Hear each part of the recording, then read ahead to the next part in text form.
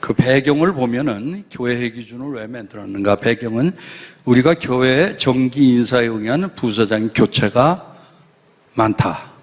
그럼 그분들이 개인의 생각과 관심만 가지고 하는 것보다는 기준을 가지고 가면은 공평하게 정직하게 갈 수 있다. 그래서 그 배경을 그렇게 봤고, 그 다음에 회계 경험이 적은 부수장들이 거의 이기 때문에 그래서 기준이 필요하고, 그 다음에 교회 회계 담당자, 그 회계 담당자한테만 이렇게 의지하는 수가 있는데, 그것은 너무 회계 담당자한테 의지하는 것보다 기준을 세워서 가야 되지 않느냐. 그 다음에 그 생활 회계 상식에 의한 개인 편견 같은 거를 자꾸 교회에다가 주입을 하려고 하다 보니까 딴 사람 보기에 저 사람은 회계 잘 아는 사람이니까 맞아 하고 갔는데 의외로 엉터리 길로 가는 경우가 많거든요. 그래서 그런 편견을 없애기 위해서 기준이 좀 필요하겠다. 그런 교회 회계 기준 배경이 있습니다.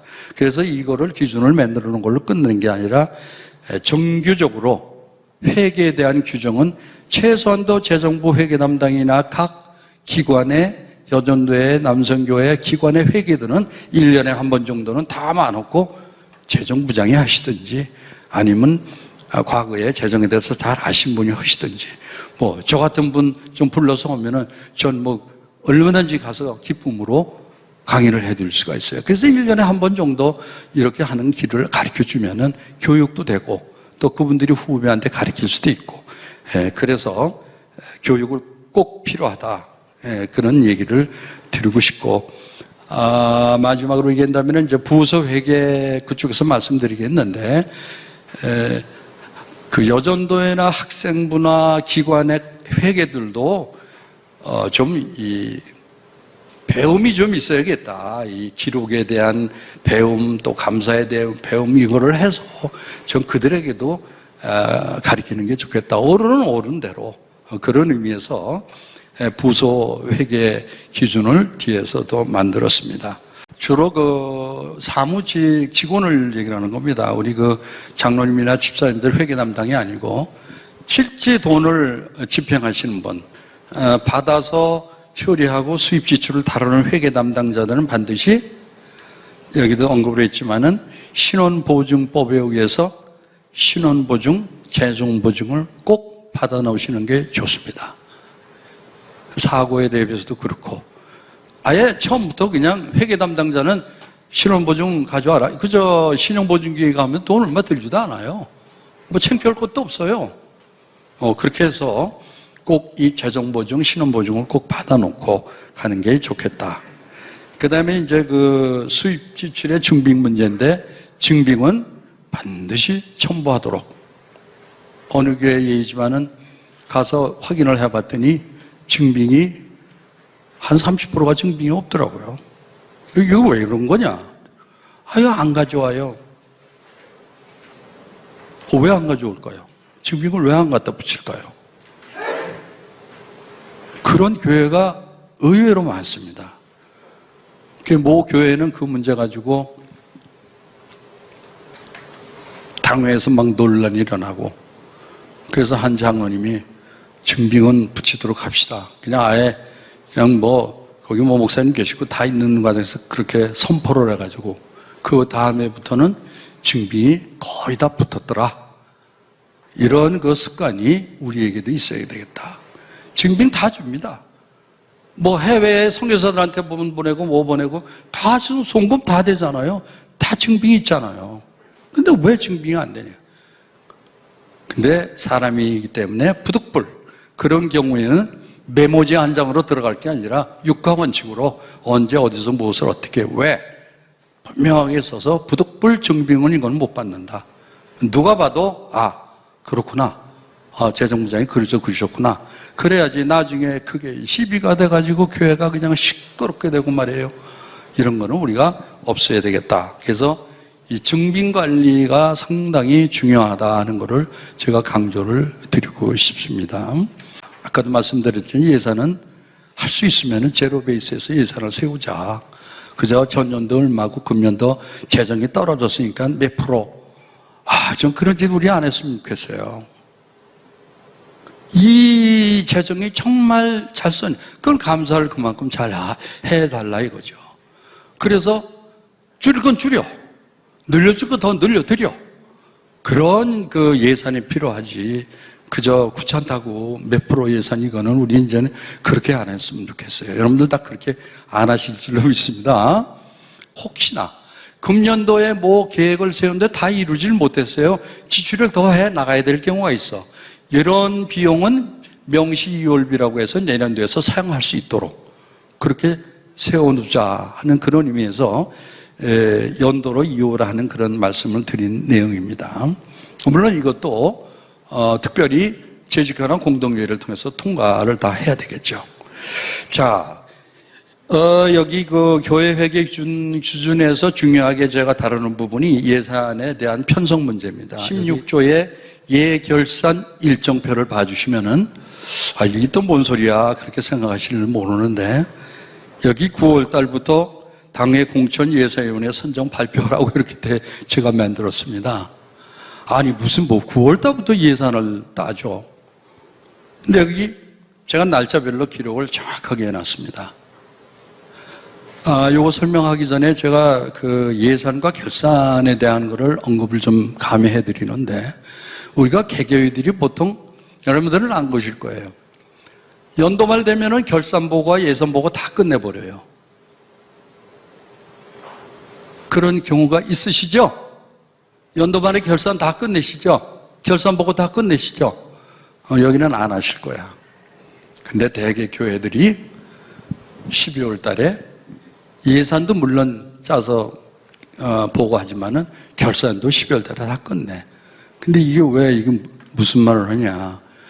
장부 마감을 하려면 12월 말까지 기록을 다 해가지고 완전 마감해서 결산을 해야 되는데 결산이 뭐가 급하다고? 12월 달에 그냥 다 한 걸로 봐서 결산을 해버려요. 지출된 걸로 봐서 결산해버려. 그러면 어떤 경우에는 한 보름 전이고 20일 전에 마감을 하면서 그 다음에 돈을 못 쓰게 해. 재정부에서. 그러니까 급한 일이 생겨서 돈을 못 써.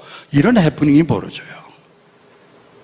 그래서 저는 이번에 강의에서 다른 것도 중요하지만은 이 예산 문제만큼 바로 갔으면 좋겠어요.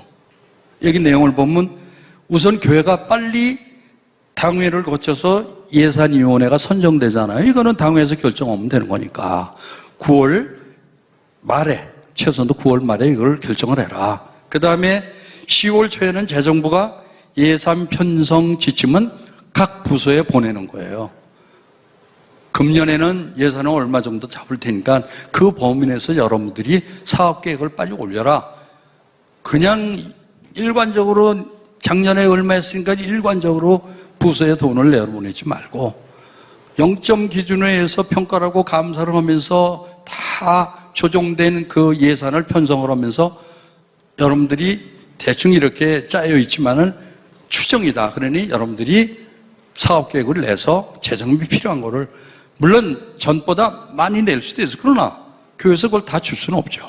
그러나 습관이 어렵게 교회에 신청을 하고 그게 사정회에서 받는 걸 가지고 귀하게 써야지 가만히 있어도 돈 내려줘?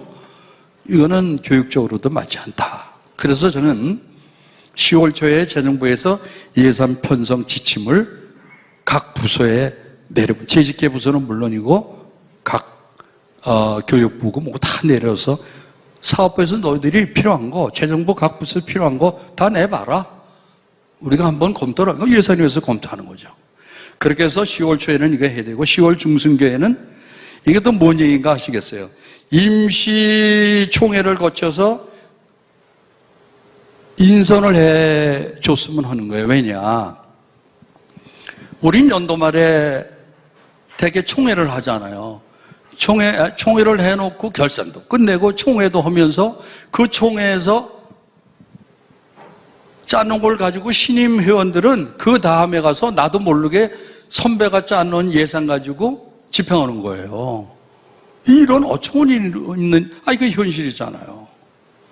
그러니까 예산을 짜기 전에 먼저 임원 선거를 해라. 각 부서고 뭐고 다 바꿔라. 미리 선정하는데 뭐가 되겠어요? 문제가 뭐가 있겠어요? 그건 뭐냐? 최선도 회장에 대한 선임, 그 임원들에 대한 선임만큼은 미리 해두면은 이분들이 내년도 예산을 짜게 만들어줘라. 금년도에 임원들이 짜는 게 아니라 내년도 예산은 그분들을 통해서 짜라. 그런 의미입니다. 그래서 참 이거는 아마 제가 이렇게 얘기를 하지만은 상당히 진통이 있을 겁니다. 무슨 소리를 하는 거냐 말이야. 근데 미리 한다고 해서 뭐 문제가 되나요? 미리 해놓는다 해서 그분이 내년도 1월부터 회장이고 그 임원들이지 현 임원들이 12월까지 가는 거죠. 다만 그분들은 미리 뻗어놓고 내년도 사업계획에 대해서 구상을 하는 거예요. 그만큼 좀 철저하게 생각을 하고 계획을 짜라는 얘기입니다. 남이 짜준 거 가지고 그냥 대충 하지 말라는 그런 의미에서 절대적으로 이거는 우리가 결산은 12월 달에 그렇게 그냥 얼렁얼렁 마감도 안 된 거 가지고 마감된 걸로 가정하에 결산하지 말고 그냥 결산해 놓고 결산 보고 1월 달에 하면 뭐 문제가 있어요. 2월 달에 하면 문제가 있어요. 누가 뭐라고 그래요? 다 쓴 건데 벌써. 근데 그거를 12월 안에 한꺼번에 하는 게 옛날부터 어른들이 그렇게 했어요. 저도 그렇게 배워왔으니까. 그건 아니다. 지금 이제 우리들이 현대를 사는 우리들인데 옛날에 구태여나는 방법 가지고 저도 저희 교회 이걸 고치느라고 집사 시절에 이걸 얘기를 했다가 장로님한테 혼났죠. 집사가 말해 쓸데없이 그런 얘기 한다고. 그래도 그게 나중에 고쳐지더라고요. 저희 그래서 결산 보고를 1월 중 늦어도 2월 초까지는 결산 보고를 하는데 빠르면 1월 중에 해요. 왜? 1월 초에는 마감된 거 가지고 감사를 해야 될 거 아니에요. 감사를 어떻게 결산 장부 잉크도 다 쓰지 않는데 감사를 어떻게 합니까? 논리적으로 생각을 해보세요. 완전 마감된 거 가지고 감사를 실시해야 되는데 그래서 감사도 12월 달에 하면 안 된다는 얘기예요. 여기 보면은 감사 나오잖아요. 1월 달에 해요. 1월 달에. 1월 달에 감사하고 1월 달에 감사 끝난 다음에 결산 보고하고 그리고 교회 재정도 마찬가지예요. 그리고 재정부 공동회의 거쳐요. 뭐 법에 문제가 있습니까? 이런 거는 최소한도 여기 오신 분들은 개혁을 해 주셔야 돼요. 교회 개혁을. 이런 거를. 아마 이런 거를 얘기하는 분은 아마 대한민국에 없을 거예요. 근데 의외로 제가 없는 얘기 하는 게 아니에요. 지금 저희 장로교에도 그렇고 감리교도 마찬가지로 다 들어가서 인터넷 들어가면 다 볼 수 있어요. 교회 회계 규정이 다 있습니다. 여러분들 그런 거 보셨어요? 교회 회계 규정이 감리교, 선교교, 침례가 다 있어요. 근데 이거를 교회에서 사용을 안 하는 거야. 우리 장로교도 마찬가지예요. 교회에서 이거를 활용을 안 해. 그냥 옛날에 해놓은 거 그대로 있는 거예요. 그래서 제가 이 교회 회계 기준을 만들 때에도 그걸 보니까 회계사들이 만들어 놓은 거예요. 그 용어라든가 이런 게 우리가 알아볼 수가 없어. 그래서 여기는 감히 제가 용어라든가 뭐는 걸 다 우리가 알 수 있게 고치면서 거기 교회 규정을 뺄 건 빼고 넣을 건 넣고 해서 교회 회계 기준을 만들었습니다. 그래서 여러분들이 감리교회도 제가 다 들어가 봐요. 감리교회 규정 다 보고 있습니다. 우리가 그거를 무슨 총회만 우리가 쓰기 위해서 하는 건 아니잖아요. 거기 보면 개교회가 이렇게 한다 이렇게 나와 있어요. 보시면은. 근데 교회들이 그걸 활용을 하냐 이거예요. 그래서 여러분들이 이 교회 회계 기준을 잘 이해만 해주시면은 아마 이해가 되실 겁니다. 그래서 10월 달에 임시총회를 해서 그게 임시총회입니다. 왜? 1월 달에 하는 게 그 결산총회고 정식 정기총회. 요거 인선총회 하는 걸 임시총회. 그렇게 명칭을 가지면 돼요. 그래서 각 부서의 회장단을 선임을 하고 거기서 사업계획서를 재정위원회에 내도록 하기 위해서 10월 중에는 임시총회를 열어야 된다. 그 다음에 10월 말에는 그 사람들로 하여금 가결사는 전임자들이 가결산을 하고 가결사는 뭐 12월까지 마감을 안 해도 됩니다. 보통 10월이고 마감을 해놓고 11월, 12월을 추정을 하는 것을 가결산이라고 그러잖아요. 그러니까 가결산 한 걸 가지고 예산을 짜는 겁니다. 대충 나오니까.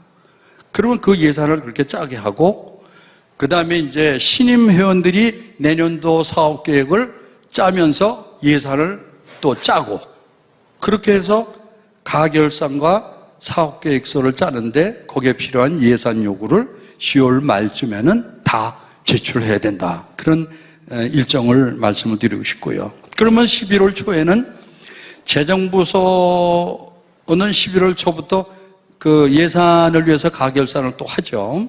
그래서 예산 편성 준비를 11월 초에는 진행을 하고 11월 초에 그리고 중매는 예산위원회 심의를 거친다. 일정이 그렇습니다. 심의를 거치면은 11월 말까지는 당회에 예산안을 올려서 결의를 합니다. 결의를 하게 되면은 당회에서 결정이 나면은 12월 초에 그 예산에 대해서 재직회 예산안 승인을 내죠. 교회들이 비슷하게 하긴 하지만은 12월 초에 예산 승인을 내고 그 다음에 12월 중에 예산에 대해서 공동위원회 예산 승인을 내고 12월 말 되면은 그때서야 비로소 끝난 걸 가지고 각 재정부, 협의회, 각 기관, 부서들은 장부 마감을 12월 마감에 12월 30까지 하고 끝내라 이거죠. 미리 뭐 썼다라고 그러고 다 그냥 결산 보고요. 12월 안에 땡 다 끝내버려. 그리고 손 털어. 이거는 좀 안 했으면 좋겠어요. 결산 보고하는 거에 대해서 뭐 두려워할 거 없잖아요. 그대로 결산 보고하고 넉넉하게 여유롭게 뭐 결산 과정이 문제가 돼 있으면 얘기도 좀 듣고 결산 보고하고 이제 매달 무슨 그 회계 보고하는 걸 갖다가 보통 어떤 교회는 그러더라고. 그냥 스크린으로 쓱 하고 그냥 쓱 지워버려. 물론 교인들이 요구하면 열람권은 있습니다. 회계 좀 장부 저 좀 보여주세요. 보여주셔야 돼요. 안 보여주면 안 돼. 근데 분위기가 그래요? 안 그렇죠. 그거는 개교의 사정이 있기 때문에 내가 뭐라고 얘기는 안 하지만 저희가 교회 같은 경우에는 매달 재직회 하면서 회계 보고 다 합니다. 연말이 되면은 손이 깨서 대차대조표 다 내놓습니다. 너무나 그거 가지고 누가 뭐라 그러겠습니까? 이게 습관화돼 있으니까 어느 교회 보면은 감리교 규정에도 보니까 매달 해라 그러는 거는 없어요. 6개월에 한 번 한다든가 그거는 저는 여기서 언급하고 싶지 않고 한 달에 한 번씩 하는데 누가 뭐라 그래요. 거기서 다 질이 다 하는데. 그래서 그러한 습관이 필요한데 꼭 그렇게 할 필요는 없지만은 연말에는 최소한도 아주 확실한 손익견서 대차표 이것도 골치 아픈 얘기인데 요즘에 전사 내용은 다 자동으로 나와요.